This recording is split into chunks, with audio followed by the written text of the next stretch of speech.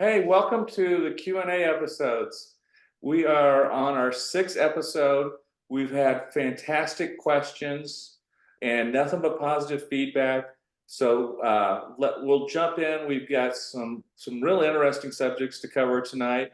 So first up was a question from a diabetic guy about diet. We were pushing, eat tons of fruits and vegetables, and he was concerned about some of the effects for the diabetic community. So if you got Yeah, any thoughts on diet, we'd yeah, appreciate it.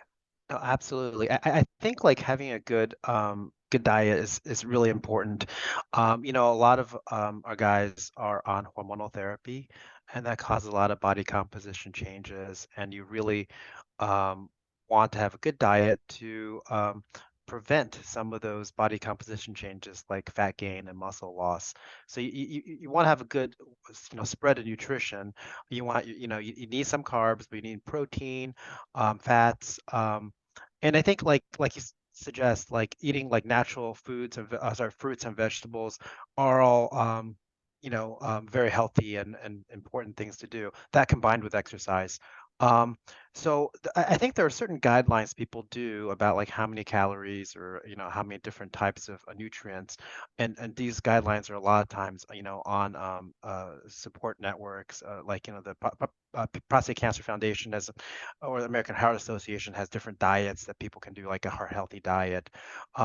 There's just a lot of tools to help with that, specifically for diabetics. And I want to talk about this a little bit. Um, it's sometimes a little bit harder for diabetics because you really have to watch the sugar levels. If you're a diabetic, you don't want to have too much sugar. Um, I think a lot of natural fruits do have some sugar, but these natural sugars are a little bit slower in absorption, so they don't necessarily give you the same degree of um, um, uh, uh, kind of glycemic index and same degree of fast absorption of sugars as some of the more synthetic, sugars like cake or flour. Um, what I would say is, eating fruits and vegetables is good, even if you're a diabetic. If you're a diabetic, you do have to watch out about how much sugars you take in at one time. Even if it's natural sugars, you have to watch out for that a little bit. I think looking up some of these tools that people have to looking at amounts is probably a little bit more useful, especially the guys who have like diabetes or other health conditions. A lot of people will have access to resources like dietitians. I know like most cancer facilities have um, like a free dietitian that you can help with the diet, especially if you got kind of some bad diabetes or something that kind of sometimes makes certain diets a little bit harder. But in general, I completely agree. Lots of fruits and vegetables is pretty much always going to be helpful. Great, thank you. Um, Lupron has been around forever. There's some Mhm. alternatives now. Yeah, So the question yeah, is, Lupron or are the alternatives? yeah.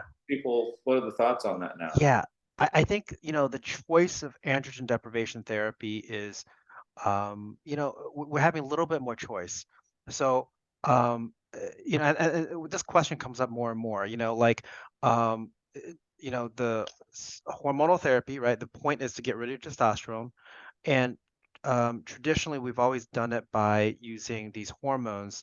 We'll still do it, but using these hormones that go to your head to make your testicles, to stop this other hormone that goes to your testicles to make testosterone.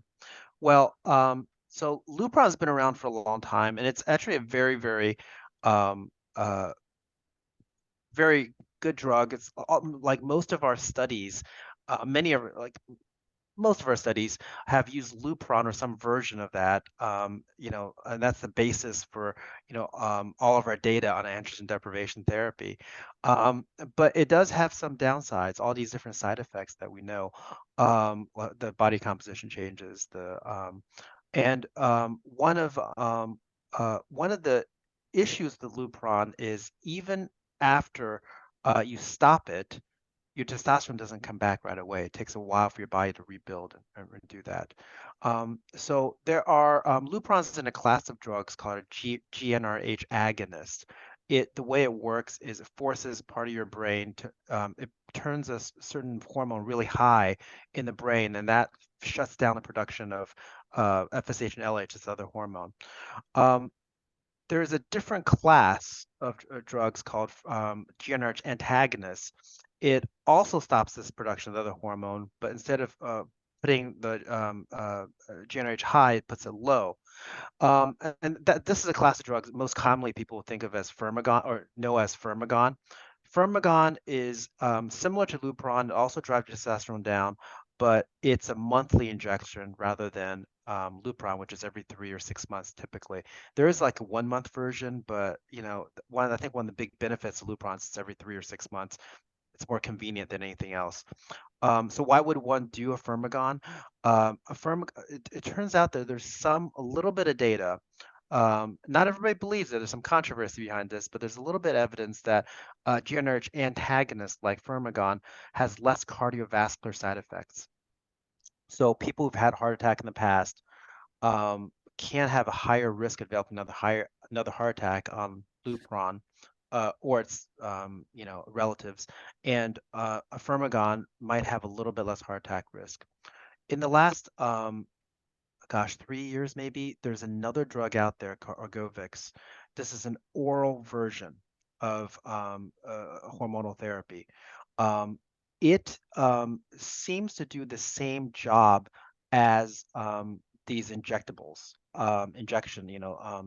drugs. The kind of the positives about the Orgovix, it's a GnRH antagonist, so it might have less cardiovascular side effects, just like Firmagon, but it's a daily pill, so you have a little bit more control over it. Let's say you start hormonal therapy and you hate how it makes you feel, you can stop the Orgovix a little bit sooner. The downside to the Orgovix is it is a drug and a prescription drug, and for some people, like especially people who are on Medicare, it doesn't fall under the regular insurance, like your Part A and Part B insurance. It's a pill, so it's Part D, and so the co-pays can be expensive. For some people, for instance, Lupron might be free to the patient, but it might cost you several $100s a month if you are, if you're to get in the pill form. So that can be an issue for some folks. The other issue for about the Govix is that it is newer. Like I said, all of our information on how long you're supposed to take, all these trials are based on the older hormonal therapy like Lupron. And because Ergovix has a faster testosterone recovery, so after you're done with it, after you stop taking the pill, if you take the pill for 12 months and take shots for 12 months, you're going to get your testosterone back faster with the pill. But does that affect cancer control because your testosterone came back faster? We don't know. So it's a little bit newer. It doesn't have quite the track record as Lupron, but it is a very promising medication that's available for androgen deprivation therapy for that. There are also a bunch of newer pills which are anti-testosterones, which right now are only approved in sort of combination with Lupron and Firmagon and these other androgen deprivation therapies. But more and more, I think people are going to explore doing an anti-testosterone alone. And these names of these drugs I'm talking about are enzalutamide, which goes by the name Xtandi is the brand name, or apalutamide, which are Leda. Some of these drugs are starting to be researched to be doing those by the pill forms, doing those by themselves rather than combination with androgen deprivation therapy. Really long answer to the question, but there's a lot of different variations. We're moving towards more oral forms because you can control them easier, and in terms of stopping and starting and starting and stopping. That sounds really promising. It's going to be interesting to watch that unfold. Yeah. This was a question, I thought it was an awesome question. Gentleman who's had radiation, considers it successful. He's several years removed. thrilled. He Yeah. had the high doses, and he brags about Yeah. how it worked for him, and he's an advocate. And he asked, "How could it?" Because we were talking about you got. I was telling him you got to make sure you're still getting checked every Yeah. year. And he's like, "What? How could it come back? I'm Yeah. done." Yeah.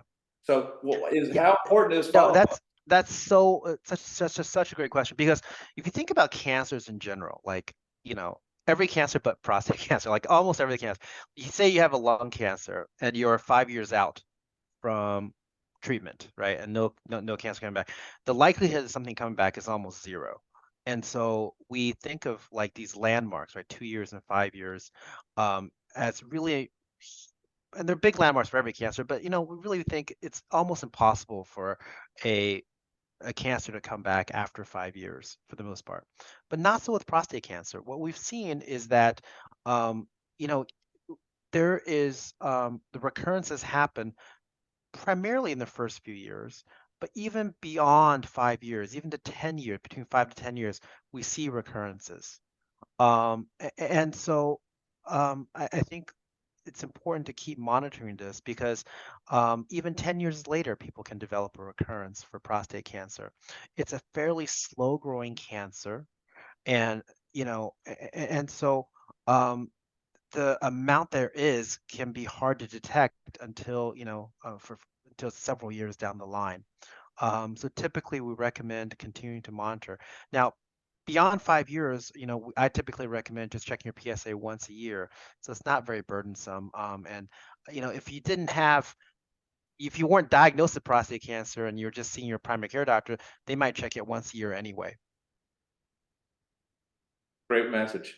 Um, I want to talk a little bit about the app. Yeah. We're so thrilled to be working with KU, and we've got a team of some of the most skilled, bright minds around prostate cancer, around diet, around exercise, and so just a little. What is it? So it'll be um, finished with design here in another month or two, and then there'll be a construction phase, and then the plan is to roll it out before the end of the year.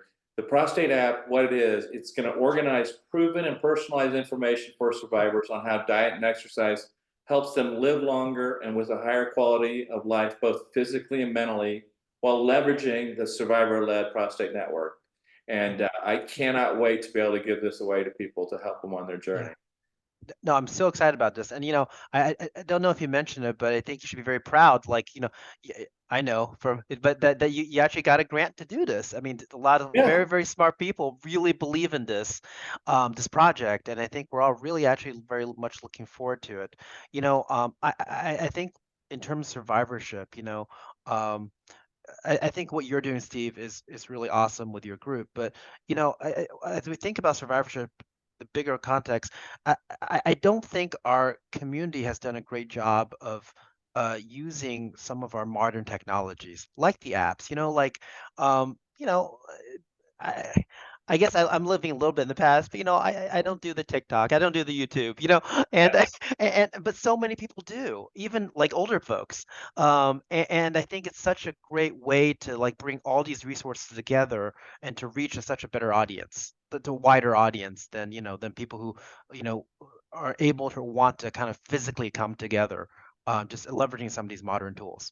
Yeah, the way I describe what we're doing with the app is it's not artificial intelligence, it's real intelligence. We've got Yeah, really intelligent people who really care about prostate cancer survivors, and we're trying to put their intelligence into the app and to give that away as a gift yeah. to help everyone. And I'm super excited to see this thing to roll along, initial rollout, and just see how it evolves over the years.